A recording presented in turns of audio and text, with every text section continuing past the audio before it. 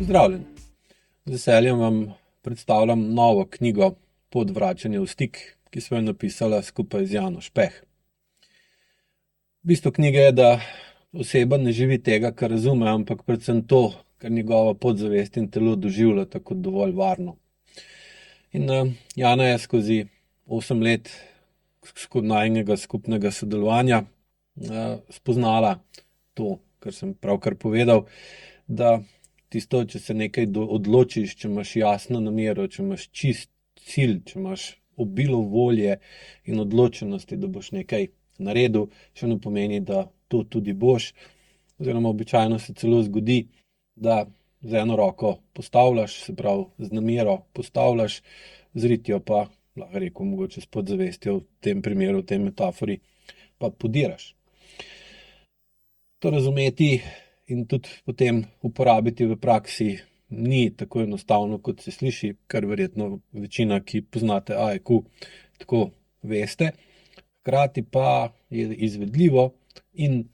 uporabno, če se seveda držite določenih pravil. Temu je pa tudi namenjena knjiga,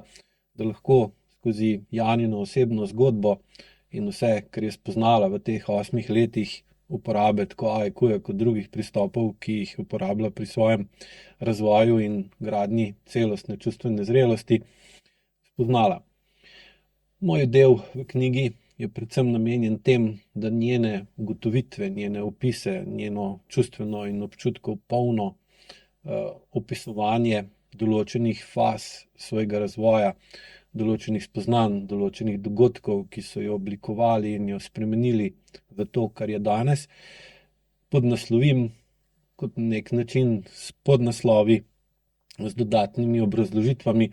da oseba, bralec knjigo ne doživi samo čustveno in občutno, da se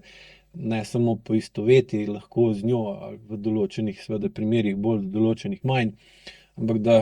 potem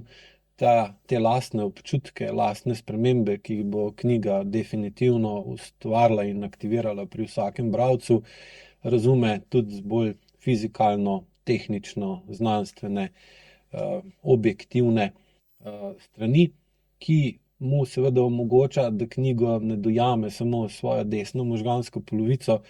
ampak tudi z levo, in da to, kar dojame s knjigo, potem lahko skozi AEQ razlago spremeni v nek delovni načrt, v nek smer poti, načrt poti, kako iz kroničnih težav, kako iz kroničnih bolečin in kroničnih bolezni. Ker namera in volja lahko določita smer,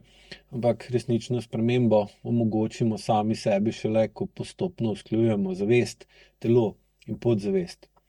In ta proces usklajevanja, spoznavanja, določevanja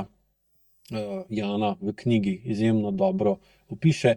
in prepričan sem, da bo s tem opisom prihranila marsikomu marsikakšen mesec lastnega dela, iskanja prave poti, ker dobri vzgledi, ki imajo uspešen rezultat, nam pomagajo, da se učimo na napakah, uspehih in izkušnjah drugih, ne pa samo na svojih lastnih. In skozi knjigo predvsem spoznavate, kako vzorci, ki danes odraslo osebo omejujejo, nastanejo ali pa so v bistvu nastali kot posledica smiselnega načina otrokovega prilagajanja in ohranjanja odnosa, ali pa seveda tudi načinov, ki so jih mogli naši starši in njihovi starši v določenem kontekstu okolja, v katerem so živeli in poskušali preživeti, oblikovali, da so lahko to dosegli in da mi danes sploh obstajamo. Pomembno je, da vam bo knjiga predstavila, da se otrok ne prilagodi zaradi šibkosti, ampak zaradi odvisnosti od okolja, ki je popolnoma naravna in neizogibna. Težava pa nastane, ko ta nekdanja zaščita tudi v odraslosti dejansko ostane avtomatičen način delovanja, se premakne pregloboko v podzavest, postane kronična, oseba pa hkrati zaradi senzorno-motorne amnezije ali zastrtosti tega vzorca niti ne prepozna kot neko stalno vedenje, ki pa mu zaradi sprememb okolja, v katerem živimo, ki so znatne in hitre, lahko škoduje veliko bolj, kot je včasih koristil v preteklosti. Ker kaj je tudi bistvo knjige, je, da podzavest ne izbere nujno tisto, kar je za človeka danes dobro, praviloma je ravno nasprotno, ampak prevzame predvsem to, kar je znano, predvidljivo in povezano s preživetjem, kar pa je lahko v današnjem času neuporabno ali pa celo nevarno oziroma škodljivo. In ravno zaradi tega se, ko smo pod dodatnim pritiskom, pomanjkanju časa, pomanjkanju energije, pomanjkanju širše slike, nezmožnosti razumevanja, kako sem in kaj delam, prevzame dejansko podzavest nadzor nad našim vedenjem in potem pogosto naredimo nekaj, kar zavestno vemo, da nam škoduje, kljub temu. In poznavanje tega pravilnega ravnanja samo po sebi dejansko ne spremeni telesnega in čustvenega odziva, če v celoten proces ne dodate še telo, dihanje, mišične napetosti in čustva. Ker ključno je tudi sprejeti dejstvo, da neizražena ali pa neučinkovito uporabljena čustva ne izginejo, ampak ostanejo prisotna v telesu, v vedenju do okolice in v odnosih, ki jih imamo, tako do sebe kot do drugih. In se kažejo kot kroničen mišični tonus, napetost, utrujenost, nemir, bolečina, ponavljajoči se konflikti ali pa občutek, da kljub zunanji uspešnosti nisem dovolj urejen, da je z mano nekaj narobe.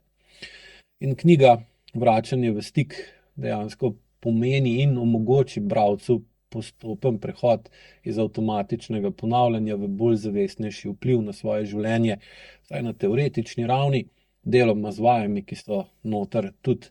poveže s telesom, hkrati vam pa omogoča, da lahko skozi poistovetenje ali pa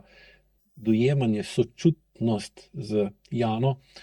opazite, kaj imate vi v sebi skritega, kaj imate vi v sebi potlačenega in na kakšen način vaša preteklost in preteklost vaših prednikov vpliva na vašo sedanjost in s tem določa vašo prihodnost. Predvsem zato, ker preteklosti pri AIQ-ju ne raziskujemo zaradi iskanja krivcev, ampak jo raziskujemo, da razumemo izvor določenega vzorca. In kot ta vzorec prepoznamo tudi na telesni, čustveni in podzavestni strani, potem se nehamo boriti samo s posledicami, ampak postopoma začnemo spreminjati vzrok. Če vas zanima več v knjigi, imate spodaj v opisu povezavo na spletno stran,